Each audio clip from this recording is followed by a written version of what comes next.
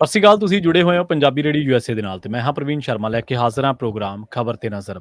ਖਬਰ ਤੇ ਨਜ਼ਰ ਪ੍ਰੋਗਰਾਮ ਦੇ ਵਿੱਚ ਕਈ ਅਹਿਮ ਤੇ ਕਈ ਖਾਸ ਖਬਰਾਂ ਨੂੰ ਲੈ ਕੇ ਚਰਚਾ ਕਰਨ ਦੇ ਲਈ ਜੁੜ ਚੁੱਕੇ ਨੇ ਪੰਜਾਬ ਤੋਂ ਪੱਤਰਕਾਰ ਦੀਪਕ ਸ਼ਰਮਾ ਚਨਾਰਥਲ ਜੀ। ਸ਼ਰਮਾ ਜੀ, ਸਤਿ ਸ਼੍ਰੀ ਅਕਾਲ। ਸਵਾਗਤ ਹੈ ਜੀ ਪੰਜਾਬੀ ਰੇਡੀਓ ਯੂਐਸਏ ਤੇ। ਸਤਿ ਸ਼੍ਰੀ ਅਕਾਲ ਪ੍ਰਵੀਨ ਜੀ, ਸਾਰੇ ਦਰਸ਼ਕਾਂ ਨੂੰ, ਸਾਰੇ ਸਰੋਤਿਆਂ ਨੂੰ ਪਿਆਰ ਭਰੀ ਸਤਿ ਸ਼੍ਰੀ ਅਕਾਲ ਜੀ। ਅੱਗੇ ਵਧਣ ਤੋਂ ਪਹਿਲਾਂ ਧੰਨਵਾਦ ਕਰਦੇ ਚਲੀਏ ਸਪਾਂਸਰਸ ਦਾ, ਜਿਹੜੇ ਜ਼ਰੀਆ ਬਣਦੇ ਨੇ ਇਹਨਾਂ ਪ੍ਰੋਗਰਾਮਾਂ ਨੂੰ ਤੁਹਾਡੇ ਤੱਕ ਪਹੁੰਚਾਉਣ ਦੇ ਲਈ। ਖਾਲਸਾ ਇੰਸ਼ੋਰੈਂਸ ਏਜੰਸੀ ਵਾਲੇ, ਜਿਨ੍ਹਾਂ ਤੋਂ ਤੁਸੀਂ ਹਰ ਤਰੀਕੇ ਦੀ ਇੰਸ਼ੋਰੈਂਸ ਲੈ ਸਕਦੇ ਹੋ। ਇੰਸ਼ੋਰੈਂਸ ਬਾਰੇ ਪਤਾ ਕਰਨ ਦੇ ਲਈ ਇਹਨਾਂ ਦਾ ਨੰਬਰ ਹੈ 408-272-2500। ਇਹ 1992 ਤੋਂ ਲਗਾਤਾਰ ਇੰਸ਼ੋਰੈਂਸ ਬਿਜ਼ਨਸ ਦੇ ਵਿੱਚ ਸ਼ਾਨਦਾਰ ਸੇਵਾਵਾਂ ਦੇ ਰਹੇ ਨੇ ਤੇ ਅਮਰੀਕਾ ਭਰ ਦੇ ਵਿੱਚ ਇੰਸ਼ੋਰੈਂਸ ਕਰਦੇ ਨੇ। ਓਬਾਮਾ ਕੇਅਰ, ਮੈਡੀਕੇਅਰ ਜਾਂ ਫਿਰ ਕਵਰਡ ਕੈਲੀਫੋਰਨੀਆ ਬਾਬਤ ਪਾਲਿਸੀ ਕਰਵਾਉਣ ਦੇ ਲਈ, ਸਲਾਹ ਲੈਣ ਦੇ ਲਈ ਅੱਜ ਹੀ ਕਾਲ ਕਰੋ 408-272-2500 ਤੇ।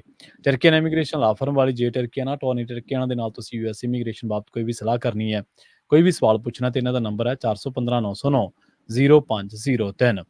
ਗੁਰਦੀਪ ਸਿੰਘ ਬਿਰਦੀ ਕਲੋਵਿਸ, ਮਨਦੀਪ ਸਿੰਘ, ਸੰਦੀਪ ਕੌਰ ਸੈਨਹੋਜ਼ੇ, ਗੁਰਪਾਲ ਸਿੰਘ ਸੈਕਰਾਮੈਂਟੋ, ਜਿੰਦ ਕੌਰ ਬੇਕਰਸਫੀਲਡ, ਕਮਲਜੀਤ ਸਿੰਘ ਮੱਖਣ ਦੌਲਤਪੁਰੀਆ ਸੈਂਟਰ ਵੈਲੀ ਤੇ ਜੱਸੀ ਗਿੱਲ ਪਲੰਬਿੰਗ ਵਾਲੇ ਬੇਕਰਸਫੀਲਡ ਤੋਂ। ਇਹਨਾਂ ਸਾਰੇ ਹੀ ਸਪਾਂਸਰਸ ਦਾ ਬਹੁਤ ਬਹੁਤ ਧੰਨਵਾਦ। ਤੇ ਜੇਕਰ ਤੁਸੀਂ ਵੀ ਪੰਜਾਬੀ ਰੇਡੀਓ ਯੂਐਸਏ ਦੇ ਇਹਨਾਂ ਪ੍ਰੋਗਰਾਮਾਂ ਨੂੰ ਸਪਾਂਸਰ ਕਰਨਾ ਚਾਹੁੰਦੇ ਹੋ ਤਾਂ ਸਟੂਡੀਓ ਦਾ ਨੰਬਰ ਹੈ 408-272-5200। ਅੱਜ ਦਾ ਇਹ ਖਬਰ ਤੇ ਨਜ਼ਰ ਪ੍ਰੋਗਰਾਮ ਸਾਲ 2024 ਦੀ 2 ਅਗਸਤ ਦਾ ਪ੍ਰੋਗਰਾਮ ਹੈ ਤੇ ਦਿਨ ਅੱਜ ਸ਼ੁੱਕਰਵਾਰ ਹੈ। ਸ਼ਰਮਾ ਜੀ, ਖਬਰਾਂ ਦੇ ਵੱਲ ਆਈਏ। ਸ਼ੁਰੂਆਤ ਕਰੀਏ ਓਲੰਪਿਕ। ਇਸ ਵੇਲੇ ਓਲੰਪਿਕ ਦੇ ਉੱਤੇ ਦੁਨੀਆ ਭਰ ਦੀਆਂ ਨਜ਼ਰਾਂ ਨੇ। ਓਲੰਪਿਕ ਦੇ ਵਿੱਚ ਵੱਡੇ ਵੱਡੇ ਮੁਕਾਬਲੇ ਹੋ ਰਹੇ ਨੇ। ਖਬਰ ਇਹ ਆ ਰਹੀ ਹੈ ਕਿ 52 ਸਾਲਾਂ ਬਾਅਦ ਹਾਕੀ ਵਾਲੇ ਗੱਭਰੂਆਂ ਨੇ ਆਸਟ੍ਰੇਲੀਆ ਦੇ ਖਿਲਾਫ ਹਾਰ ਦਾ ਜਿਹੜਾ ਸੋਕਾ ਸੀਗਾ ਉਹਨੂੰ ਤੋੜ ਦਿੱਤਾ ਜੀ।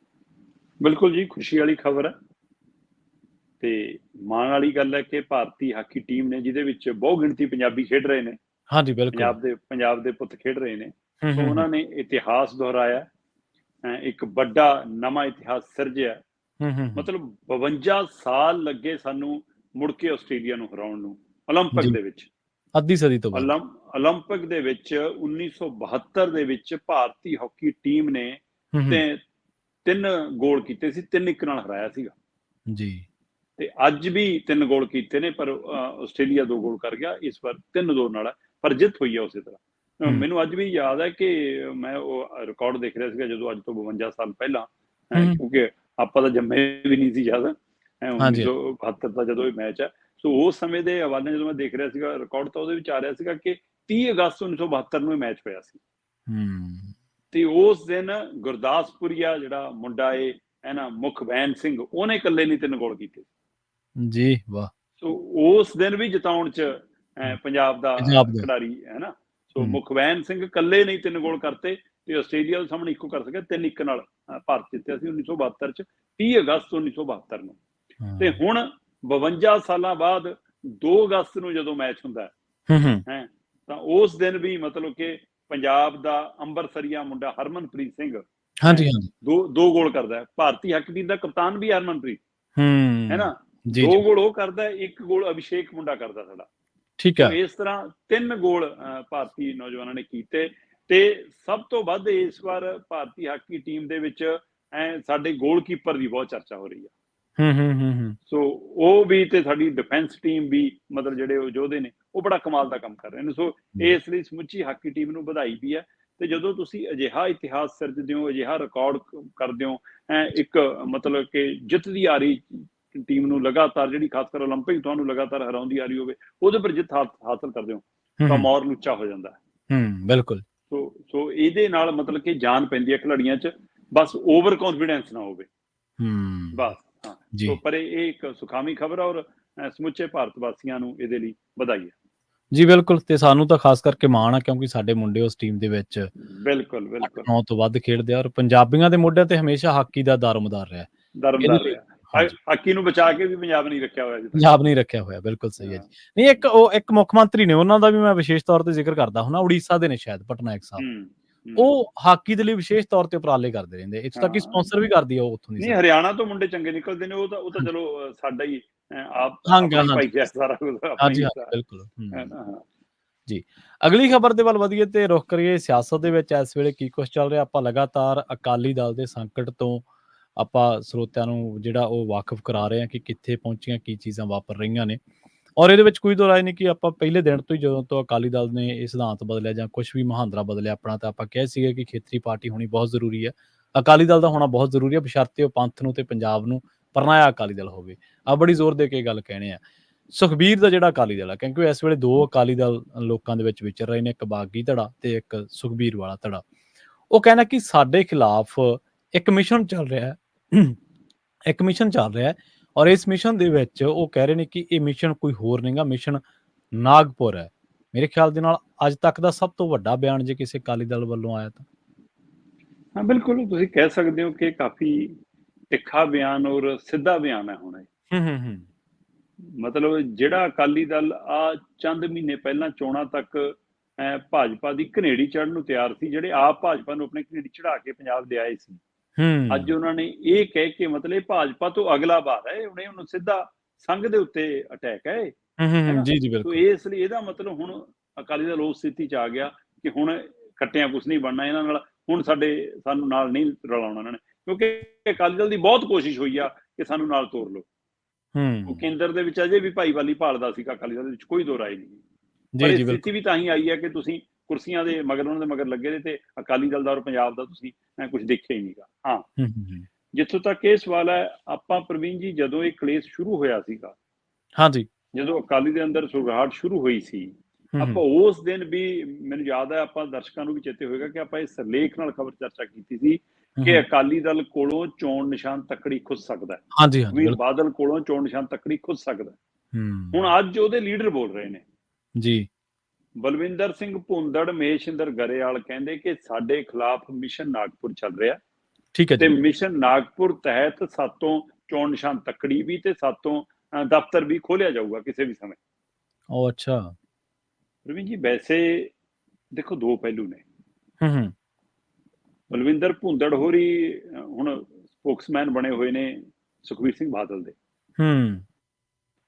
ਤੇ ਜੋ ਗੱਲ ਕਰ ਰਹੇ ਨੇ ਚੋਣ ਨਿਸ਼ਾਨ ਤੱਕੜੀ ਦੀ, ਜਿਹਦੇ ਤੋਂ ਤੁਸੀਂ ਆਪ ਹੀ ਹੱਕ ਛੱਡਤਾ ਸੀ ਆਪਣਾ ਉਮੀਦਵਾਰ ਖੜਾ ਕਰਕੇ ਵੀ ਜਲੰਧਰ ਜਿਮਨੀ ਚੋਣ 'ਚ। ਹਾਂਜੀ ਹਾਂਜੀ ਬਿਲਕੁਲ, ਤੁਸੀਂ ਆਪੇ ਕਹਿੰਦਾ ਸੀ ਕਿ ਸਾਡਾ ਤੱਕੜੀ ਨਿਸ਼ਾਨ ਵਾਲਾ ਸਾਡਾ ਨਹੀਂਗਾ, ਤੇ ਫਿਰ ਜਿਹੜੇ ਅਗਲੇ ਤੱਕੜੀ ਨਿਸ਼ਾਨ ਨਾਲ ਖੜੇ ਸੀ ਉਹ ਤਾਂ ਕਹਿਣਗੇ ਕਿ ਸਾਡਾ। ਬਿਲਕੁਲ ਸਹੀ ਹੈ। ਇੱਕ ਦੂਸਰੇ ਪਾਸੇ ਦੂਸਰਾ ਮਸਲਾ ਇਹਨਾਂ ਦਾ ਜਿਹੜਾ ਇਸ ਪਹਿਲੂ ਤੇ ਹੈ ਕਿ ਹਾਂ ਮਤਲਬ ਕਿ ਸਾਤੋਂ ਦਫ਼ਤਰ ਵੀ ਖੋਲਣਗੇ। ਜਿੱਦਣ 8 ਬਾਗੀ ਕੱਢੇ ਬਲਵਿੰਦਰ ਭੁੰਦੜ ਦੀ ਕਮੇਟੀ ਨੇ, ਅਨੁਸ਼ਾਸਨੀ ਕਮੇਟੀ ਨੇ, ਰਾਣੀਕੇ ਤੇ ਗਰੇਵਾਲ ਹੋਰਾਂ ਨੇ, ਉਦੋਂ ਉਹਨਾਂ ਨੇ ਇੱਕ ਗੱਲ ਕਹੀ ਕਿ ਜੀ ਇਹ 8 ਬਾਗੀ ਮੀਡੀਆ 'ਚ ਜਾ ਕੇ ਪਾਰਟੀ ਖਿਲਾਫ ਕੂੜ ਪ੍ਰਚਾਰ ਕਰਦੇ ਨੇ, ਪਾਰਟੀ ਪਲੇਟਫਾਰਮ ਤੇ ਆ ਕੇ ਗੱਲ ਨਹੀਂ ਕਰਦੇ। ਠੀਕ ਹੈ, ਹਾਂਜੀ ਹਾਂਜੀ ਬਿਲਕੁਲ। ਕਿ ਇਸ ਲਈ ਪਾਰਟੀ ਪਲੇਟਫਾਰਮ ਤੇ ਗੱਲ ਨਾ ਕਰਨ ਕਰਕੇ, ਬਾਹਰ ਕੂੜ ਪ੍ਰਚਾਰ ਕਰਕੇ ਅਸੀਂ ਇਹਨਾਂ ਨੂੰ ਪਾਰਟੀ 'ਚੋਂ ਕੱਢਦੇ ਹਾਂ। ਬਈ ਜਿੱਦਣ ਇਹ ਜਾਣਕਾਰੀ ਆਈ ਸੀ ਕਿ ਉਹ ਚੰਡੀਗੜ੍ਹ 'ਚ ਮੀਟਿੰਗ ਕਰਨ ਵਾਲੇ, ਉਦੋਂ ਅਸੀਂ ਦਫ਼ਤਰ 'ਚ ਪੁਲਿਸ ਲਾ ਲਈ ਸੀ। ਬਿਲਕੁਲ ਸਹੀ। ਪਾਰਟੀ ਪਲੇਟਫਾਰਮ ਲਈ ਪਾਰਟੀ ਦਾ ਦਫ਼ਤਰ ਤਾਂ ਚਾਹੀਦਾ। ਹਾਂਜੀ ਹਾਂਜੀ ਬਿਲਕੁਲ। ਤੇ ਉਦੋਂ ਤਾਂ ਉਹਨਾਂ ਨੇ ਇਹੀ ਕਿਹਾ ਸੀ ਕਿ ਚੰਡੀਗੜ੍ਹ ਸਾਡੀ ਮੀਟਿੰਗ ਆ ਤੇ ਤੁਹਾਨੂੰ ਐ ਪੈ ਗਿਆ ਕਿ ਦਫ਼ਤਰ ਚਲਾ ਜਾਣ, ਤੁਸੀਂ ਬਾਹਰ ਪੁਲਿਸ ਲਾ ਲਈ, ਆ ਮੋਹਾਲੀ ਤੋਂ, ਫਤਿਹਗੜ੍ਹ ਸਾਹਿਬ ਤੋਂ, ਰੋਪੜ ਤੋਂ ਆਪਣੇ ਵਰਕਰ ਬੁਲਾ ਕੇ ਫਟਾਫਟ ਭਰ ਲਏ ਕਿ ਕੁਰਸੀਆਂ ਮੱਲ ਕੇ ਬਹਿ ਜਾਓ ਆ ਕੇ। ਸੋ ਇਹਦਾ ਮਤਲਬ ਤੁਸੀਂ ਵੀ ਉਹਨਾਂ ਨਾਲ ਕਿਸੇ ਆਰ ਪਾਰ ਤੇ ਨਿਬੇੜਨ ਤੇ ਨਹੀਂ ਸੀ ਜੀ। ਪਰ ਜਦੋਂ ਹੁਣ 8 ਬਾਗੀਆਂ ਨੂੰ ਬਹਾਲ ਕਰਨ ਦਾ ਫਰਮਾਨ ਸੁਣਾ ਰਹੇ ਸੀਗੇ ਸੁਖਦੇਵ ਸਿੰਘ ਢੀਂਡਸਾ, ਤੇ ਇਹ ਕਹਿੰਦੇ ਲਓ ਜੀ ਤਾਂ ਬਾਗੀਆਂ ਨਾਲ ਬੈਠ ਗਏ, ਤਾਂ ਕੱਢਿਆਂ ਨਾਲ ਬੈਠ ਗਏ ਜਿਹੜੇ ਪਾਰਟੀ ਚੋਂ ਕੱਢੇ ਵੀ ਨੇ ਢੀਂਡਸਾ, ਇਸ ਲਈ ਅਸੀਂ ਸੁਖਦੇਵ ਸਿੰਘ ਢੀਂਡਸਾ ਨੂੰ ਵੀ ਕੱਢਦੇ ਹਾਂ। ਠੀਕ ਹੈ, ਸਰਪ੍ਰਸਤ ਨੂੰ। ਇਹ 3 ਮੈਂਬਰੀ ਅਨੁਸ਼ਾਸਨੀ ਕਮੇਟੀ ਨੇ, ਉਹਨਾਂ ਦੀ ਵੀ ਸਰਪ੍ਰਸਤੀ ਵੀ ਹਟਾਤੀ ਤੇ ਸਾਰਾ ਕੁਝ ਮੁੱਢਲੀ ਮੈਂਬਰਸ਼ਿਪ ਸਭ ਕੁਝ ਕਰ ਲਈ, ਸਭ ਛੁੱਟੀ ਕਰਤੀ ਤੇ ਢੀਂਡਸਾ ਜੀ ਤੜਫ ਪਏ।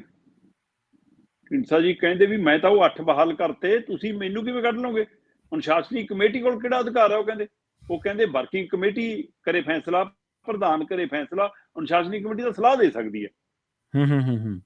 ਸ਼ਾਇਦ ਸੁਖਦੇਵ ਸਿੰਘ ਢੀਂਡਸਾ ਭੁੱਲ ਗਏ ਕਿ ਢੀਂਡਸਾ ਸਾਹਿਬ ਤੁਸੀਂ ਇਹੀ ਨੁਕਤਾ ਜੋ ਅੱਜ ਤੁਹਾਡੇ ਤੇ ਵਰਤਿਆ ਗਿਆ, ਤੁਸੀਂ ਜਥੇਦਾਰ ਟੌਹੜਾ ਸਾਹਿਬ ਲਈ ਵਰਤਿਆ ਸੀ।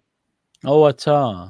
ਜਥੇਦਾਰ ਗੁਰਚਰਨ ਸਿੰਘ ਟੌਹੜਾ ਹੋਰਾਂ ਨੇ ਮੁੱਖ ਮੰਤਰੀ ਪ੍ਰਕਾਸ਼ ਸਿੰਘ ਬਾਦਲ ਨੂੰ ਇੱਕ ਸਲਾਹ ਦਿੱਤੀ, ਇੱਕ ਸਵਾਲ ਪਾਇਆ ਕਿ ਬਾਦਲ ਸਾਹਿਬ ਤੁਸੀਂ ਪੰਜਾਬ ਦੇ ਮੁੱਖ ਮੰਤਰੀ ਵੀ ਹੋ ਤੇ ਪਾਰਟੀ ਦੀ ਪ੍ਰਧਾਨਗੀ ਵੀ ਸੰਭੀ ਵੀ ਆ, ਕਿ ਘੱਟੋ ਘੱਟ ਇੱਕੋ ਦਾ ਤਾਂ ਪਾਰਟੀ 'ਚ ਕਿਸੇ ਨੂੰ ਦੇ ਦਿਓ, ਕਿਸੇ ਨੂੰ ਵਰਕਿੰਗ ਪ੍ਰਧਾਨ ਹੀ ਬਣਾ ਦਿਓ। ਜਥੇਦਾਰ ਟੌਹੜਾ ਸਾਹਿਬ ਨੇ ਇਹ ਨਹੀਂ ਕਿਹਾ ਕਿ ਪ੍ਰਧਾਨ ਮੈਨੂੰ ਬਣਾ ਦਿਓ। ਹਾਂਜੀ ਹਾਂਜੀ ਬਿਲਕੁਲ ਬਿਲਕੁਲ। ਉਹਨਾਂ ਨੇ ਕਿਹਾ ਕਿ ਵਰਕਿੰਗ ਪ੍ਰਧਾਨ ਬਣਾਓ, ਇੱਕੋ ਦਾ ਆਪਣੇ ਕੋਲ ਰੱਖੋ, ਇੱਕ ਕਿਸੇ ਵਰਕਰ ਨੂੰ ਦਿਓ। ਤੇ ਉਸ ਤੋਂ ਬਾਅਦ ਢੀਂਡਸਾ ਸਾਹਿਬ ਉਸ ਸਮੇਂ ਅਨੁਸ਼ਾਸਨੀ ਕਮੇਟੀ ਦੇ ਪ੍ਰਧਾਨ ਸੀ। ਅੱਛਾ। ਤੇ ਢੀਂਡਸਾ ਸਾਹਿਬ ਨੇ ਫਰਮਾਨ ਜਾਰੀ ਕਰਤਾ ਕਿ ਜਥੇਦਾਰ ਗੁਰਜੰਟ ਸਿੰਘ ਟੌਹੜਾ ਨੂੰ ਪਾਰਟੀ ਚੋਂ ਬਾਹਰ ਕੀਤਾ ਜਾਂਦਾ। ਤੇ ਫਿਰ ਉਸ ਦਿਨ ਸਿਧਾਂਤ ਨਹੀਂ ਜਿੱਤੇ ਆਏ, ਅੱਜ ਸਿਧਾਂਤ ਜਿੱਤੇ ਆ ਰਹੇ ਨੇ ਜੀ। ਸੋ ਇਸ ਲਈ ਦੋਏ ਪਹਿਲੂ ਹੈਗੇ। ਪਰ ਇਹਦੇ ਵਿੱਚ ਹੁਣ ਮਿਸ਼ਨ ਨਾਗਪੁਰ ਕਿੱਥੋਂ ਆਇਆ?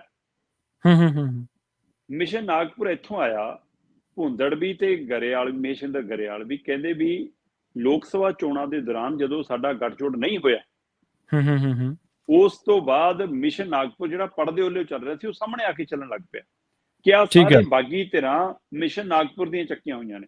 ਪ੍ਰਵੀਨ ਜੀ, ਤੁਹਾਨੂੰ ਯਾਦ ਹੋਣਾ ਪੰਜਾਬ 'ਚ ਆਮ ਆਦਮੀ ਪਾਰਟੀ ਨੇ ਬਹੁਤ ਮੀਡੀਆ 'ਚ ਜਾ ਕੇ ਰੌਲਾ ਪਾਇਆ ਕਿ ਸਾਡੇ ਖਿਲਾਫ ਮਿਸ਼ਨ ਲੋਟਸ ਚੱਲ ਰਿਹਾ। ਹਾਂਜੀ, ਸਾਡੇ ਐਮਐਲਏ ਨੂੰ ਸ਼ੀਤਲ ਉਗਰਾਲ ਵੀ ਪ੍ਰੈਸ ਕਾਨਫਰੰਸ ਕਰਨ ਵਾਲੇ ਸੀ, ਲੋਟਸ ਵਾਲੇ ਆਪ ਹੀ ਲੌਟ ਗਏ ਵਾਪਸ। ਬਿਲਕੁਲ, ਹਾਂ, ਉਧਰ ਹੀ ਚਲੇ ਗਏ। ਸੋ ਉਹ ਮਤਲਬ ਇਹਦਾ ਮਤਲਬ ਮਿਸ਼ਨ ਲੋਟਸ ਦੇ ਹਵਾਲੇ ਨਾਲ ਕਹਿੰਦੇ ਸਾਡੇ ਐਮਐਲਏ ਖਰੀਦੇ ਜਾ ਰਹੇ ਨੇ, 25 ਕਰੋੜ ਜੀ, 40 ਕਰੋੜ ਜੀ, 45 ਕਰੋੜ ਜੀ। ਸੋ ਉਹਦੇ ਨਾਲ ਸਰਕਾਰ ਬਦਲਣੀ ਸੀ। ਇਹਦਾ ਮਤਲਬ ਮਿਸ਼ਨ ਲੋਟਸ ਦਾ ਮਤਲਬ ਭਾਜਪਾ, ਪਰ ਮਿਸ਼ਨ ਨਾਗਪੁਰ ਦਾ ਮਤਲਬ ਸੰਘ, ਆਰਐਸਐਸ। ਸੋ ਇਸ ਲਈ ਕਹਿੰਦੇ ਕਿ ਜੀ ਇਹ ਉਹਨਾਂ ਦੇ ਚੱਕੇ ਹੋਏ ਨੇ, ਤੇ ਹੁਣ ਇਹ ਸਾਤੋਂ ਸਾਡਾ ਦਫ਼ਤਰ ਵੀ ਤੇ ਸਾਡਾ ਚੋਣ ਨਿਸ਼ਾਨ ਵੀ ਖੋਣਗੇ। ਮਤਲਬ ਜੋ ਮਹਾਰਾਸ਼ਟਰ 'ਚ ਸ਼ਿਵ ਸੈਨਾ ਨਾਲ ਹੋਇਆ, ਹਾਂਜੀ, ਉਹ ਇੱਥੇ ਜੋ ਮਹਾਰਾਸ਼ਟਰ 'ਚ ਐਨਸੀਪੀ ਨਾਲ ਹੋਇਆ, ਉਹ ਇੱਥੇ ਹੋਣ ਜਾ ਰਿਹਾ। ਬਿਲਕੁਲ ਸਹੀ। ਜਿਵੇਂ ਅਨੈਲੋ ਤੋਂ ਜਜਪਾ, ਤੇ ਅੱਜ ਜਜਪਾ ਵੀ ਕਿਨਾਰੇ ਜੀ, ਹੈ ਨਾ। ਹੁਣ ਉਹ ਗੋਪਾਲ ਕਾਂਡਾ ਵਾਲੀ ਪਾਰਟੀ ਨਾਲ ਸਮਝੌਤਾ ਕਰਨ ਨੂੰ ਫਿਰਦੇ ਇਸ ਵਾਰ ਹਰਿਆਣੇ 'ਚ। ਅੱਛਾ, ਸੋ ਉਸੇ ਤਰ੍ਹਾਂ ਗੋਪਾਲ ਕਾਂਡਾ ਹੀ ਨੇ ਨਾ ਹੁਣ, ਇਹ ਵੀ ਇਹ ਅੱਡ ਹੋ ਗਏ, ਇਹ ਵਿੱਚੋਂ ਹੀ ਨਿਕਲੇ ਹੋਏ ਨੇ ਇੱਧਰ ਉੱਧਰੋਂ। ਸੋ ਹੁਣ ਇਹਦਾ ਮਤਲਬ ਕੀ, ਉਹ ਬਦਲ ਜਿਹੜਾ ਕੱਲੇ ਢੀਂਡਸੇ ਨਾਲ ਨਹੀਂ ਸਰਿਆ ਸੀ, ਹੁਣ ਇਹ ਸਾਰੀ ਟੀਮ ਨਾਲ ਸਰੂਗਾ। ਜੀ ਬਿਲਕੁਲ। ਸੋ ਇਹਦਾ ਮਤਲਬ ਕੁਛ ਤਾਂ ਹੈ। ਆਪਾਂ ਇਹ ਗੱਲਾਂ ਬਹੁਤ ਪਹਿਲਾਂ ਕਰ ਰਹੇ ਸੀ, ਲੀਡਰ ਹੁਣ ਬੋਲਣ ਲੱਗੇ ਨੇ। ਬਿਲਕੁਲ ਜੀ। ਤੇ ਦੂਸਰੇ ਪਾਸੇ ਗਰੇਵਾਲ ਤਾਂ ਇੱਕ ਕਦਮ ਹੋਰ ਅੱਗੇ ਗਏ। ਠੀਕ ਹੈ। ਗਰੇਵਾਲ ਕਹਿੰਦੇ ਲੋਕ ਸਭਾ ਚੋਣਾਂ ਦੇ ਦੌਰਾਨ ਜਦੋਂ ਅਕਾਲੀ ਦਲ ਦਾ ਔਰ ਭਾਜਪਾ ਦਾ ਗੱਠਜੋੜ ਸਿਰੇ ਨਹੀਂ ਚੜਿਆ, ਤਾਂ ਮਿਸ਼ਨ ਲੋਟਸ ਤਹਿਤ, ਮਿਸ਼ਨ ਨਾਗਪੁਰ ਤਹਿਤ ਅੰਮ੍ਰਿਤਪਾਲ ਸਿੰਘ ਨੂੰ ਚੋਣ ਲੜਾਈ ਗਈ। ਕਹਿੰਦੇ ਅੱਛਾ, ਇਹ ਮਹੇਸ਼ਿੰਦਰ ਗਰੇਵਾਲ ਦੇ ਬੋਲ ਨੇ ਕਿ ਮਿਸ਼ਨ ਨਾਗਪੁਰ ਦੇ ਤਹਿਤ ਹੀ ਅਕਾਲੀ ਦਲ ਨੂੰ ਮਤਲਬ ਠਿੱਬੀ ਲਾਉਣ ਦੇ ਲਈ ਅੰਮ੍ਰਿਤਪਾਲ ਸਿੰਘ ਨੂੰ ਚੋਣ ਲੜਾਈ। ਤੇ ਹੁਣ ਉਹ ਕਹਿੰਦੇ ਕਿ ਸਾਤੋਂ ਚੋਣ ਨਿਸ਼ਾਨ ਵੀ ਖੋਣਾ ਤੇ ਸਾਤੋਂ ਦਫ਼ਤਰ ਵੀ ਖੋਣਾ। ਮਤਲਬ ਇਹ ਉਸੇ ਤਰ੍ਹਾਂ ਹੈ ਜਿਵੇਂ ਸ਼ਿਵ ਸੈਨਾ ਨਾਲ ਹੋਇਆ, ਆਪਾਂ ਦੇਖਿਆ, ਜਿਵੇਂ ਅਜੀਤ ਪਵਾਰ ਤੇ ਸ਼ਰਦ ਪਵਾਰ 'ਚ ਹੋਇਆ, ਆਪਾਂ ਦੇਖਿਆ। ਸੋ ਉੱਥੇ ਵੀ ਮਿਸ਼ਨ ਨਾਗਪੁਰੇ ਸੀ ਨਾ, ਮਿਸ਼ਨ ਲੋਟਸ ਸੀ। ਇੱਥੇ ਮਿਸ਼ਨ ਨਾਗਪੁਰ ਤੇ ਮਿਸ਼ਨ ਲੋਟਸ ਹੋ ਸਕਦਾ। ਔਰ ਇਹਦਾ ਸੰਕੇਤ ਖੁਦ ਸੁਖਦੇਵ ਸਿੰਘ ਢੀਂਡਸਾ ਨੇ ਇੱਕ ਗੱਲ ਕਹਿ ਕੇ ਦਿੱਤਾ ਸੀਗਾ ਕਿ ਅਸੀਂ ਜਲਦੀ ਹੀ ਇਜਲਾਸ ਬੁਲਾਉਣ ਜਾ ਰਹੇ ਹਾਂ ਤੇ ਅਸੀਂ ਨਵਾਂ ਪ੍ਰਧਾਨ ਚੁਣਾਂਗੇ। ਤੇ ਪ੍ਰਵੀਨ ਜੀ, ਜਦੋਂ ਨਵਾਂ ਪ੍ਰਧਾਨ ਚੁਣੋਗੇ ਤਾਂ ਢਾਂਚਾ ਵੀ ਖੜਾ ਕਰਾਂਗੇ, ਤੇ ਢਾਂਚਾ ਖੜਾ ਹੋਊਗਾ ਤਾਂ ਇਹ ਦਾਅਵਾ ਵੀ ਹੋਊਗਾ ਕਿ ਅਸਲੀ ਅਕਾਲੀ ਦਲ ਸਾਡਾ ਹੈ। ਹਾਂਜੀ, ਫਿਰ ਤਾਂ ਅਦਾਲਤੀ ਪ੍ਰਕਿਰਿਆ ਵੀ ਹੋਊਗੀ, ਤੇ ਅਦਾਲਤ ਤੋਂ ਬਾਅਦ ਫਿਰ ਚੋਣ ਨਿਸ਼ਾਨ ਦੇ ਉੱਤੇ, ਦਫ਼ਤਰ ਦੇ ਉੱਤੇ ਕਾਰਵਾਈ ਮੰਗੀ ਜਾਊਗੀ। ਸੋ ਇਸ ਲਈ ਕੀ ਉਧਰ ਨੂੰ ਵੱਧ ਗਿਆ ਅਕਾਲੀ ਦਲ। ਪਰ ਆਪਾਂ ਪਹਿਲੇ ਦਿਨ ਤੋਂ ਇਹ ਗੱਲ ਕਰਦੇ ਆ ਰਹੇ ਹਾਂ ਕਿ ਜਿਹੜਾ ਅਕਾਲੀ ਦਲ ਕੌਮ ਲਈ ਲੜਦਾ ਸੀ, ਸਿੱਖ ਭਾਈਚਾਰੇ ਦੇ ਹੱਕ ਹਕੂਕਾਂ ਲਈ ਲੜਦਾ ਸੀ, ਪੰਜਾਬ ਦੇ ਹੱਕਾਂ ਲਈ ਲੜਦਾ ਸੀ, ਪੰਜਾਬੀਅਤ ਲਈ ਲੜਦਾ ਸੀ, ਹੈ ਨਾ, ਧਰਾਤਲ ਤੇ ਲੜਾਈ ਲੜਦਾ ਸੀ, ਵਿਰੋਧੀ ਦਲਾਂ ਨਾਲ ਜੂਝਦਾ ਸੀ, ਉਹ ਅੱਜ ਆਪਣੇ ਘਰੇ ਕੁਰਸੀਆਂ ਅਹੁਦਿਆਂ ਦੀ ਲੜਾਈ ਲੜ ਰਿਹਾ। ਇਹ ਅਫਸੋਸਜਨਕ ਦੌਰ ਚੋਂ ਲੰਘ ਰਿਹਾ ਅਕਾਲੀ ਦਲ। ਪਰ ਇਹ ਗੱਲ ਬਿਲਕੁਲ ਤੁਹਾਡੀ ਸ਼ੁਰੂ 'ਚ ਜਦੋਂ ਤੁਸੀਂ ਕਹੀ ਸੀ, ਬਿਲਕੁਲ ਦਰੁਸਤ ਹੈ ਕਿ ਖੇਤਰੀ ਪਾਰਟੀਆਂ ਦਾ ਆਧਾਰ ਖਤਮ ਕਰਨ ਦੀ ਸਾਜ਼ਿਸ਼ ਹੈ। ਇਹ ਕੋਈ ਨਹੀਂ ਸਮਝ ਰਿਹਾ, ਹੈ ਨਾ। ਮਤਲਬ ਕਿ ਕੇਂਦਰ ਹਰ ਥਾਂ ਭਾਈਵਾਲ ਬਣਾ ਕੇ ਉਹਨਾਂ ਨੂੰ ਰਗੜਦਾ ਆ ਰਿਹਾ ਤਾਂ ਕਿ ਕੇਂਦਰੀ ਕੰਟਰੋਲ ਹੋਵੇ। ਉਹਨਾਂ ਨੂੰ ਇਹ ਹੈ ਕਿ ਅਸੀਂ ਨਾ ਆਈਏ, ਚਾਹੇ ਆਪ ਆ ਜਾਵੇ, ਆਪ ਨਾ ਆਵੇ, ਚਾਹੇ ਕਾਂਗਰਸ ਆ ਜਾਵੇ, ਪਰ ਦਿੱਲੀ ਦੇ ਹੱਥ ਕੰਟਰੋਲ ਆ ਜਾਵੇ, ਖੇਤਰੀ ਪਾਰਟੀਆਂ ਦਾ ਭੋਗ ਪੈ ਜਾਵੇ। ਸੋ ਉਹਦੇ ਵਿੱਚ ਖੁਦ ਅਕਾਲੀ ਦਲ ਆਪਣੀਆਂ ਕੁਝ ਗਲਤੀਆਂ, ਕੁਝ ਨਲਾਇਕੀਆਂ, ਕੁਝ ਓਛੀਆਂ ਹਰਕਤਾਂ ਤੇ ਕੁਝ ਕੌਮ ਦੇ ਖਿਲਾਫ ਜਾ ਕੇ ਕੀਤੇ ਫੈਸਲੇ, ਉਹ ਸਾਰਿਆਂ ਦਾ ਭਾਜਪਾ ਨੂੰ ਜਾਂ ਆਰਐਸਐਸ ਨੂੰ ਵੱਡਾ ਮੌਕਾ ਤੁਸੀਂ ਪਰੋਸ ਕੇ ਦੇ ਰਹੇ ਹੋ। ਤੇ ਇਹਦੇ ਵਿੱਚ ਦੂਜੀਆਂ ਧਿਰਾਂ ਵੀ, ਰਾਜਨੀਤਿਕ ਧਿਰਾਂ ਵੀ ਹਿੱਤ ਪਾਲਦੀਆਂ, ਪਰ ਖੇਤਰੀ ਪਾਰਟੀ ਦਾ ਜਾਂ ਪੰਜਾਬ ਹਿੱਤੀ ਪਾਰਟੀ ਦਾ ਜਿਉਂਦਿਆਂ ਰਹਿਣਾ ਜ਼ਰੂਰੀ ਹੈ। ਔਰ ਅਕਾਲੀ ਦਲ, ਸ਼੍ਰੋਮਣੀ ਅਕਾਲੀ ਦਲ ਦਾ ਇਤਿਹਾਸ ਜੋ ਕਹਿੰਦਾ, ਉਹ ਕਹਿੰਦਾ ਕਿ ਇਹ ਧਿਰ ਪੰਜਾਬ ਲਈ ਲੜਦੀ ਸੀ, ਪਰ ਹੁਣ ਟੱਬਰ ਲਈ ਲੜਦੀ ਹੈ, ਜਵਾਕਾਂ ਲਈ ਲੜਦੀ ਹੈ, ਆਪਣੇ ਪੁੱਤਾਂ ਨੂੰ ਟਿਕਟਾਂ ਦਿਵਾਉਣ ਲਈ ਲੜਦੀ ਹੈ। ਉਸ ਸਥਿਤੀ 'ਚ ਆ ਗਿਆ ਅਕਾਲੀ ਦਲ, ਉਹ ਸਥਿਤੀ 'ਚ ਆ ਗਿਆ। ਬਹੁਤ ਦੇਰ ਕਰਦੀ ਮਿਹਰਬਾਨ ਤੇ ਬਹੁਤ ਦੇਰ ਹੋ ਚੁੱਕੀ ਹੈ, ਹੁਣ ਚੀਜ਼ਾਂ ਹੱਥ 'ਚ ਨਹੀਂ ਰਹੀਆਂ। ਜਦੋਂ ਤੁਸੀਂ ਕਹਿ ਰਹੇ ਸੀ ਨਾ ਵੀ ਭਾਜਪਾ ਨੂੰ ਲੈ ਕੇ ਕੌਣ ਆਇਆ ਪੰਜਾਬ ਦੇ ਵਿੱਚ, ਤਾਂ ਮੈਨੂੰ ਉਹਦੀ ਮੇਰੇ ਮਨ ਦੇ ਵਿੱਚ ਵੱਜਿਆ ਕਿ ਲਮਹੋਂ ਨੇ ਖਤਾ ਕੀ, ਸਦੀਆਂ ਨੇ ਸਜ਼ਾ ਪਾਈ। ਬਹੁਤ ਸਾਰੀਆਂ ਚੀਜ਼ਾਂ वो वक्त भी देखा है हमने तारीख की नजरों में। हाँ जी, लम्हों ने खता की, सदियों ने सजा पाई। हाँ जी, ਜਦੋਂ ਅਨਕੰਡੀਸ਼ਨਲ ਚੀਜ਼ਾਂ ਹੋ ਰਹੀਆਂ ਸੀ, ਅਨਕੰਡੀਸ਼ਨਲ ਸਪੋਰਟ ਹੋ ਰਹੀ ਸੀ, ਉਦੋਂ ਮੌਕਾ ਸੀ ਪੁਨਰ ਸਰਜੀਤ ਹੋਣ ਦਾ ਸੂਬੇ ਦੇ ਵਿੱਚ, ਅਕਾਲੀ ਦਲ ਦੇ ਵਿੱਚ ਪੁਨਰ ਸਰਜੀਤੀ ਭਰਨ ਦਾ, ਪਰ ਉਹ ਮੌਕਾ ਖੁੰਝ ਗਿਆ, ਉਹ ਲਮਹਾ ਖੁੰਝ ਗਿਆ। ਤੇ ਹੁਣ ਹਾਂਜੀ, ਅੱਗੇ ਚਲੀਏ ਸਦੀਆਂ ਆਪਾਂ, ਤੱਕ ਉਹਦਾ ਭੋਗਣਾ ਪੈਣਾ, ਬਿਲਕੁਲ ਸਹੀ। ਅੱਗੇ ਚਲੀਏ ਆਪਾਂ, ਵੱਡੇ ਟਕਸਾਲੀ ਅਕਾਲੀ ਲੀਡਰ ਦੇ ਮੁੰਡੇ ਨੂੰ ਕਹਿੰਦੇ ਪੰਗਿਆਂ ਨੇ ਮੁੜ ਕਰਵਾਇਆ ਗ੍ਰਿਫਤਾਰ ਜੀ। ਬਿਲਕੁਲ ਜੀ, ਇਹ ਵੱਡੇ ਟਕਸਾਲੀ ਆਗੂ ਦਾ ਮੁੰਡਾ ਚਰਚਾ 'ਚ ਬਹੁਤ ਦੇਰ 'ਚ ਰਹਿੰਦਾ ਹੈ। ਕੋਈ ਨਾ ਕੋਈ ਪੰਗਾ ਇਹਦਾ ਗਾਹੇ ਬਗਾਹੇ ਸਾਹਮਣੇ ਆ ਜਾਂਦਾ। ਇਹ ਸਰਦਾਰ ਕੈਪਟਨ ਕਮਲਜੀਤ ਸਿੰਘ ਹੋਰਾਂ ਦਾ ਪੁੱਤਰ ਹੈ ਜੀ ਜੀ। ਮਤਲਬ ਕੈਪਟਨ ਕਮਲਜੀਤ ਸਿੰਘ ਹੋਰਾਂ ਦਾ ਅਕਾਲੀ ਦਲ ਦੇ ਵਿੱਚ ਬਹੁਤ ਵੱਡਾ ਰੁਤਬਾ ਰਿਹਾ, ਵੱਡਾ ਨਾਮ ਰਿਹਾ, ਇਲਾਕੇ 'ਚ ਬਹੁਤ ਵੱਡਾ ਨਾਮ ਰਿਹਾ। ਤੇ ਉਹਨਾਂ ਦਾ ਮੁੰਡਾ ਬਨੀ ਜਿਹੜਾ MLA ਵੀ ਬਣ ਗਿਆ ਸੀਗਾ ਅਕਾਲੀ ਦਲ ਦੀ ਟਿਕਟ ਤੇ ਉਹਨਾਂ ਦੇ ਪਿਤਾ ਦੇ ਜਾਣ ਤੋਂ ਬਾਅਦ, ਹੈ ਨਾ, ਉਹਦੇ ਨਿਤ ਦਿਨ ਕਲੇਸ਼ ਰਹਿੰਦੇ ਆ। ਹੁਣ ਨਵਾਂ ਕਲੇਸ਼ ਫਿਰ ਸਾਹਮਣੇ ਆ ਗਿਆ ਚੰਡੀਗੜ੍ਹ ਦੇ 10 ਸੈਕਟਰ ਦੇ ਵਿੱਚ। ਮਤਲਬ ਚੰਡੀਗੜ੍ਹ ਦੇ ਵਿੱਚ ਰਾਤ ਨੂੰ 10 ਵਜੇ ਪਿਸਤੌਲ ਲਹਿਰਾਉਣ ਲੱਗ ਗਿਆ ਸੈਕਟਰ 8 ਦੀ ਮਾਰਕੀਟ 'ਚ। ਅੱਛਾ। ਮਿੱਤਰਾਂ ਨਾਲ ਆਇਆ। ਅੱਛਾ। ਕਹਿੰਦਾ ਜੀ ਰਾਤ ਨੂੰ 10 ਵਜੇ ਕਿ ਰੋਟੀ ਕੁਝ ਖਾਣ ਪੀਣ ਨੂੰ ਸਮਾਨ ਪੈਕ ਕਰਾਇਆ, ਹੈ ਨਾ। ਬਾਹਰ ਮਾਰਕੀਟ ਦੇ ਗੱਡੀ ਲਾਈ ਸੀ, ਗੱਡੀ ਦੇ ਬੋਨਟ ਦੇ ਉੱਤੇ ਖਾਣ ਲੱਗੇ ਤੇ ਗੱਡੀ 'ਚ ਉੱਚੀ ਗਾਣੇ ਚੱਲ ਰਹੇ ਸੀ। ਉਹ ਗਾਣੇ ਦੇ ਉੱਤੇ ਮਤਲਬ ਕਿ ਐਕਸ਼ਨ ਕਰਦਿਆਂ ਰਿਵਾਲਵਰ ਕੱਢ ਕੇ ਲਹਿਰਾਉਣਾ ਸ਼ੁਰੂ ਕਰਤਾ। ਉਹ ਅੱਛਾ। ਤੇ ਉਹਦੀ ਕਿਸੇ ਨੇ ਪੁਲਿਸ ਨੂੰ ਸ਼ਿਕਾਇਤ ਕਰਤੀ ਤੇ ਪੁਲਿਸ ਨੇ ਆ ਕੇ ਫੁਟੇਜ ਕੱਢੀ, CCTV ਫੁਟੇਜ 'ਚੋਂ ਪਤਾ ਲੱਗ ਗਿਆ ਕਿ ਤਾਂ ਬਨੀ ਹੈ ਤੇ ਉਹਨਾਂ ਨੇ ਚੱਕ ਕੇ ਜਸਜੀਤ ਬਨੀ ਨੂੰ ਗ੍ਰਿਫਤਾਰ ਕਰ ਲਿਆ। ਮਤਲਬ ਇਹ ਕੋਈ ਨਵਾਂ ਪਹਿਲੂ ਨਹੀਂ ਹੈ। ਵੈਸੇ ਰਾਜਨੀਤਿਕ ਤੌਰ ਦੇ ਉੱਤੇ ਕੋਈ ਸਫਲ ਕੈਰੀਅਰ ਨਹੀਂ ਰਿਹਾ। ਇਹਨੂੰ ਇੱਕ ਵਾਰ ਮਤਲਬ ਕੈਪਟਨ ਕਮਲਜੀਤ ਹੋਰਾਂ ਨੇ ਟਿਕਟ ਦਬਾਤੀ ਸੀ 2007 'ਚ ਖਰੜ ਤੋਂ, ਹੈ ਨਾ, ਪਰ ਉੱਥੋਂ ਜਿੱਤ ਨਹੀਂ ਸਕਿਆ। ਤੇ ਫਿਰ ਪਿਤਾ ਦੀ ਮੌਤ ਤੋਂ ਬਾਅਦ, ਹੈ ਨਾ, ਚਲੋ ਦੁਬਾਰਾ ਉਸ ਨੂੰ ਮੌਕਾ ਮਿਲਿਆ ਤੇ MLA ਬਣ ਗਿਆ। ਪਰ ਉਹਦੇ ਕਲੇਸ਼ ਦੇਖੋ ਕਿਹੋ ਜਿਹੇ ਰਹੇ ਨੇ। 2016 'ਚ ਪੰਜਾਬ ਪੁਲਿਸ ਦੇ ਰਿਟਾਇਰ ASI ਪ੍ਰਕਾਸ਼ ਚੰਦ ਨਾਲ ਕੁੱਟਮਾਰ ਦਾ ਇਹਦੇ ਪਰ ਕੇਸ ਹੈ। ਠੀਕ ਹੈ ਜੀ, ਹੈ ਨਾ। ਆਪਣੇ ਘਰੇ ਭੈਣ ਨਾਲ ਲੜਾਈ ਝਗੜਿਆਂ ਦੇ ਮਸਲੇ ਖਾਤੇ ਜਗਜਾਰ ਹੋ ਗਏ ਸੀ। 2018 ਦੇ ਵਿੱਚ ਇੱਕ ਸਲੂਨ ਦੇ ਵਿੱਚ ਕਹਿੰਦੇ ਸਿਰ ਦੀ ਮਾਲਿਸ਼ ਕਰਾਉਣ ਗਿਆ ਤੇ ਉੱਥੇ ਰਿਸੈਪਸ਼ਨਿਸਟ ਨਾਲ ਪੰਗਾ ਲੈ ਬੈਠਿਆ ਕੋਈ। ਤੇ ਉਸ ਕਰਤੂਤ ਦੇ ਚਲਦਿਆਂ ਸਜ਼ਾ ਵੀ ਹੋ ਗਈ। ਸੋ ਇਸ ਮਾਮਲੇ 'ਚ 2023 'ਚ ਸਜ਼ਾ ਸੁਣਾਈ ਗਈ ਸੀ। ਸੋ ਇਸ ਲਈ ਇਹ ਪੰਗਿਆਂ ਦੀ ਆਦਤ ਰਹੀ ਆ ਉਹਨੂੰ ਤੇ ਪਤਾ ਨਹੀਂਗਾ ਮਤਲਬ ਕਿ ਇਹ ਐਡੇ ਬੜੇ ਰੁਤਬੇ ਵਾਲੇ ਵਿਅਕਤੀ ਦਾ ਬੱਚਾ ਹੋ ਕੇ ਉਹਦੇ ਵਿੱਚ ਉਹ ਸਮਝ ਕਿਉਂ ਨਹੀਂ ਅਜੇ ਤੱਕ ਆਈ ਕਿ ਸਮਾਜ 'ਚ ਵਿਚਰਨਾ ਕਿਵੇਂ ਆ, ਰਹਿਣਾ ਕਿਵੇਂ, ਹੈ ਨਾ, ਖਾਣਾ ਪੀਣਾ ਕਿਵੇਂ ਆ। ਸੋ ਇਸ ਘਟਨਾ ਨੇ ਇੱਕ ਵਾਰ ਫੇਰ ਮਤਲਬ ਕਿ ਉਸ ਨੂੰ ਚਰਚਾ 'ਚ ਵੀ ਲਿਆਂਦਾ ਤੇ ਬਦਨਾਮੀ ਦੇ ਘੇਰੇ ਲੈ ਗਈ ਸਾਹਮਣੇ ਲਿਆਂਦਾ। ਜੀ ਜੀ। ਅਕਾਲੀ ਦਲ ਦੇ ਬਾਰੇ ਤਾਂ ਆਪਾਂ ਗੱਲਬਾਤ ਕਰਕੇ ਹਟਿਆ। ਹੁਣ ਇਤਿਹਾਸ ਦੇ ਵਿੱਚ ਤਾਂ ਆਪਾਂ ਦੁਬਾਰਾ ਨਹੀਂ ਜਾਣਾ ਚਾਹੁੰਦੇ, ਪਰ ਕੈਪਟਨ ਕਮਲਜੀਤ ਸਿੰਘ ਉਹਨਾਂ ਦਾ ਚੰਗਾ ਕੱਦ-ਬੁੱਤ ਸੀ ਅਕਾਲੀ ਦਲ ਦੇ ਵਿੱਚ, ਪੰਜਾਬ ਦੀ ਸਿਆਸਤ ਦੇ ਵਿੱਚ। ਨਹੀਂ ਬਿਲਕੁਲ ਪ੍ਰਵੀਨ ਜੀ। ਤੇ ਜਦੋਂ 300 ਸਾਲਾ ਸਮਾਗਮ ਸੀਗੇ ਨਾ ਸ਼੍ਰੀ ਅਨੰਦਪੁਰ ਸਾਹਿਬ ਵਿਖੇ 1999 ਚ ਖਾਲਸਾ ਪੰਥ ਦੀ ਸਥਾਪਨਾ ਦੇ 300 ਸਾਲਾ ਸਮਾਗਮ ਸੀਗੇ। ਮੇਰਾ ਪੱਤਰਕਾਰੀ ਦਾ ਸ਼ੁਰੂਆਤੀ ਦੌਰ ਸੀਗਾ। ਠੀਕ ਹੈ ਜੀ। ਤੇ ਕੈਪਟਨ ਕਮਲਜੀਤ ਸਿੰਘ ਹੋਰੀ 300 ਸਾਲਾ ਸਮਾਗਮਾਂ ਦੇ ਵਿੱਚ ਸਰਕਾਰ ਵੱਲੋਂ ਉੱਥੋਂ ਅਧਿਕਾਰਤ ਵਿਅਕਤੀ ਸੀ ਜਿਹੜਾ ਸਾਰਾ ਕੰਮ ਦੇਖ ਰਹੇ ਸੀਗੇ। ਠੀਕ ਹੈ ਜੀ। ਮੈਂ ਕਾਫੀ ਨੇੜੇ ਤੋਂ ਜੀ ਉਹਨਾਂ ਨੂੰ ਦੇਖਿਆ ਉਸ ਦੌਰ ਦੇ ਵਿੱਚ। ਮਤਲਬ ਕੋਈ ਲਾਲਚ ਨਹੀਂ, ਕੋਈ ਲਾਲਸਾ ਨਹੀਂ, ਧਰਾਤਲ ਤੇ ਰਹਿ ਕੇ ਕੰਮ ਕਰਨ ਵਾਲਾ ਵਿਅਕਤੀ ਸੀਗਾ। ਤੇ ਪਰ ਹੈਰਾਨੀ ਹੁੰਦੀ ਹੈ ਕਿ ਉਹ ਆਪਣੇ ਉਹੇ ਜਿਹੇ ਗੁਣ ਆਪਣੇ ਜਵਾਕਾਂ ਤੱਕ ਕਿਉਂ ਨਹੀਂ ਪਹੁੰਚਦੇ ਕਰ ਸਕੇ। ਬਿਲਕੁਲ ਬਿਲਕੁਲ ਬਿਲਕੁਲ ਜੀ। ਅਗਲੀ ਖਬਰ ਦੇ ਵੱਲ ਵਧੀਏ ਤੇ ਗੱਲ ਕਰੀਏ ਆਪਾਂ ਸ਼ੰਭੂ ਬਾਰਡਰ ਦੀ। ਕਹਿੰਦੇ ਅਜੇ ਵੀ ਨਹੀਂ ਖੁੱਲਣ ਦੇ ਕੋਈ ਆਸਾਰ ਜੀ।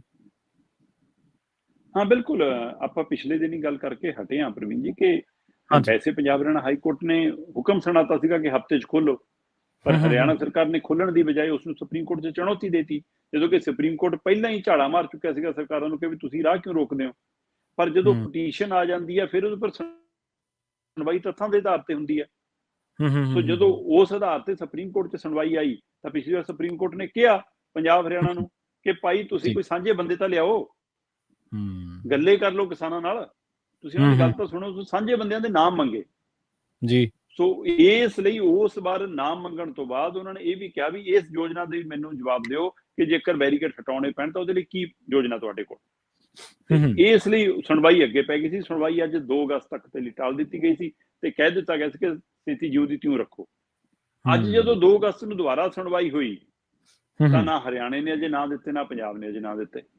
ਹਰਿਆਣਾ ਕਹਿੰਦਾ ਜੀ ਹਾਂ ਅਸੀਂ ਜੀ ਕਾਰਵਾਈ ਸ਼ੁਰੂ ਕਰਤੀ ਜੀ, ਅਸੀਂ ਨਾਮ ਲੱਭਣੇ ਸ਼ੁਰੂ ਕਰਤੇ ਜੀ, ਦੇਖ ਰਹੇ ਹਾਂ ਜੀ। ਪੰਜਾਬ ਵਾਲੇ ਕਹਿੰਦੇ ਹਾਂ ਜੀ ਹੋ ਜਾਊਗਾ ਜੀ, ਦੇਖ।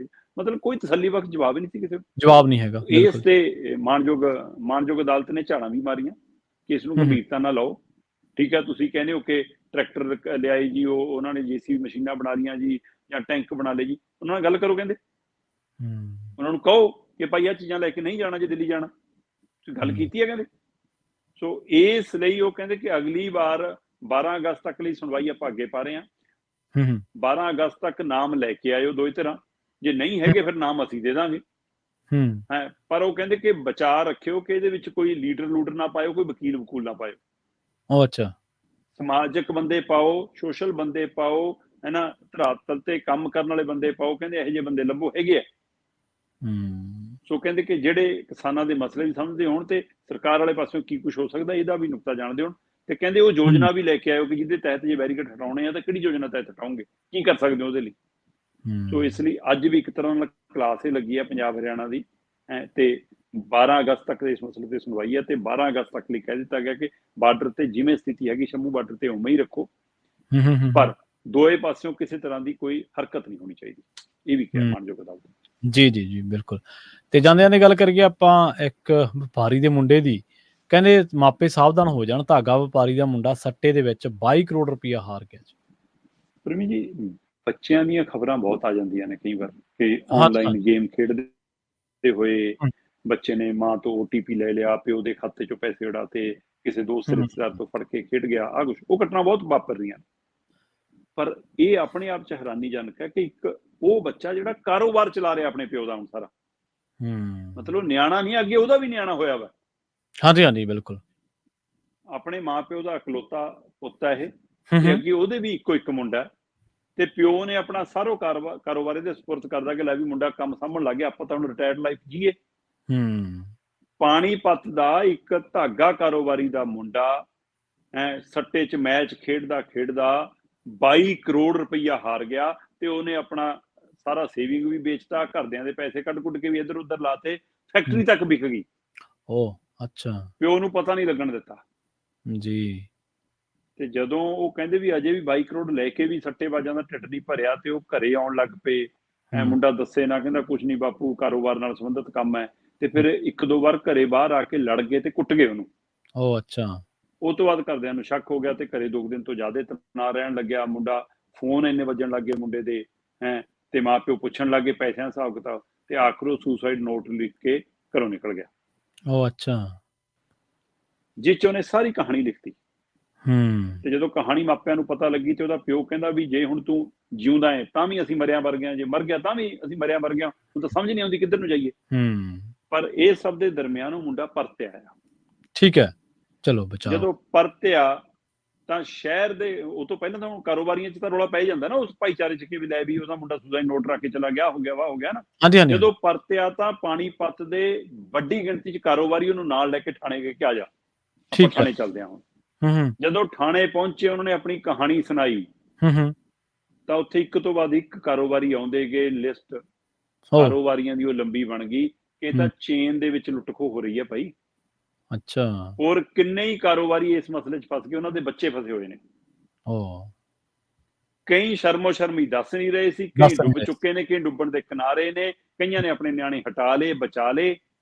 ਤੇ ਉਸ ਜਿਹੜੇ ਪਿਓ ਦਾ ਮੁੰਡਾ 22 ਕਰੋੜ ਰੁਪਈਆ ਹਾਰ ਚੁੱਕਿਆ, ਉਹਨੇ ਉੱਥੇ ਥਾਣੇ 'ਚ ਖੜ ਕੇ ਕਿਹਾ ਕਿ ਮੇਰੀ ਬੇਨਤੀ ਆ ਸਾਰੇ ਮਾਪਿਆਂ ਨੂੰ, ਸਾਰੇ ਕਾਰੋਬਾਰੀਆਂ ਨੂੰ ਕਿ ਭਾਈ ਨਿਆਣਿਆਂ ਦੇ ਸਿਰ ਤੇ ਕੰਮ ਕਰਨਾ ਛੱਡੋ, ਇਹਨਾਂ ਦੇ ਵੱਸ ਦਾ ਨੀਗਾ, ਇਹ ਕਿਸੇ ਵੀ ਜਾਲ 'ਚ ਫਸ ਸਕਦੇ ਆ। ਸੋ ਮੈਂ ਬਰਬਾਦ ਹੋ ਗਿਆ, ਹੋਰ ਕੋਈ ਬਰਬਾਦ ਨਾ ਹੋ ਜਾਵੇ। ਮਤਲਬ ਕੋਈ ਜਵਾਕ ਛੋਟਾ ਨਾ ਸਮਝ ਬੱਚਾ ਕੁਛ ਗਲਤੀ ਕਰ ਲਵੇ, ਇੱਕ ਸਮਝਦਾਰ ਬੱਚਾ ਜਿਹੜਾ ਕਾਰੋਬਾਰ ਸਾਂਭ ਰਿਹਾ, ਉਹਨੂੰ ਤਾਂ ਪੈਸੇ ਦੀ ਅਹਿਮੀਅਤ ਪਤਾ ਹੋਣੀ ਚਾਹੀਦੀ ਹੈ। ਪਤਾ ਹੁੰਦੀ ਹੈ, ਬਿਲਕੁਲ ਜੀ। ਪਰ ਪ੍ਰਵੀਨ ਜੀ, ਇਹ ਜਿਵੇਂ ਉਹ ਪਹਿਲਾਂ ਹੁੰਦਾ ਸੀ ਨਾ ਕਿ ਹਿਪਨੋਟਾਈਜ਼ ਕਰ ਲਿਆ, ਇਹ ਹਿਪਨੋਟਾਈਜ਼ ਵਾਲਾ ਸਿਸਟਮ ਹੈ ਸੱਟੇ 'ਚ ਵੀ। ਮਤਲਬ ਲਾਲਚ ਬੰਦਾ ਫਸਦਾ ਜਾਂਦਾ, ਉਹ ਦਲਦਲ 'ਚੋਂ ਨਿਕਲਣ ਦੀ ਬਜਾਏ ਹੋਰ ਜਦੋਂ ਗਲ ਤੱਕ ਆ ਜਾਂਦਾ ਫਿਰ ਉਹਨੂੰ ਯਾਦ ਆਉਂਦੀ, ਜਦ ਤੱਕ ਨਿਕਲਣਾ ਔਖਾ ਹੋ ਜਾਂਦਾ।